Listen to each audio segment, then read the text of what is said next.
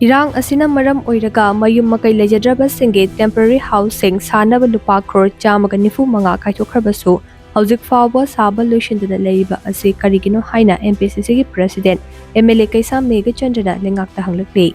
MOIRANG LEIBA THANGJING SINDAM SANGLEN HANGBA relief camp amasung Jingu Thangjing guest house HANGBA relief camp chatuna yengsinba aduga mari lainana wafam asi phongdokibane mahangna makhatana hai relief camp Leiriba IDP Sing asige TV set Sing Leinaba Lupa Crore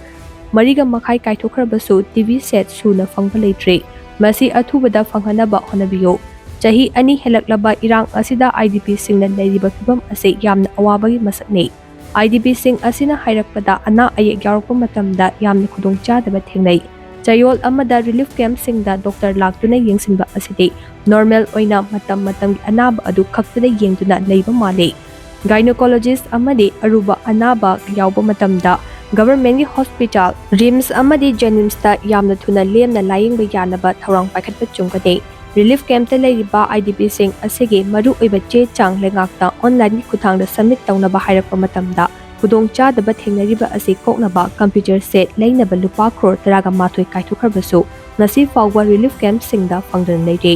Houjik Phaobada IDP singi damak apunba senfam Lupa Crore Chamriga Hufutara Manga Dasmik Sino Taru Kaithokhrabasu Phangduna Leiriba ase district administration sinbiduna Fanghalabadi yamna phagani khale aduga IDP Mahairoi Sing asige problem neighbor Sing amasung ana ayeki oina major operation tarokpa yaba Sing kupna yengsinbiduna IDP Sing ko puning wakhal nungaina leinaba sinbiyu haike Akho Prime Minister Manipur da lakhigetabani aduga hairiba si dialogue community animaksi khananaba khanaribase masi yasinanaba dialogue ama haidi phaminanaba singetabani being the prime ministers ma soidna tawungamgani khalli aduga akhoigi dialogue tawrakanda madu initiate tawrakanda dialogue phaminarakanda wari sanarakanda soidna santi porpongamni haibasi pradhan mantri na akanba miyeng changjalabadi ngamni haibasi akhoi adum asa tawri maramdi india government haibasi mapangan kanba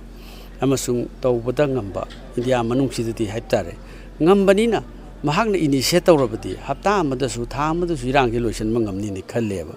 aduna masi akoina political gi what nati political gi language nati ma soitna tawbungam aduna hojiksu pradhan mantri laktabasi lahaningi aduga santi pami akoi development pami hojik Manipur da leiriba financial crisis anga phangna ware lising ama tanab honabada tha ama phangdaba yawi adu tha amada labor kana thadaba lising ama phangdaba yawi awana adagi din laik laisu tambagi scheme mayam failure ko mayam se masi Manipur si thokpa fibam amada leire aduna masi central government na yam concern we bachangi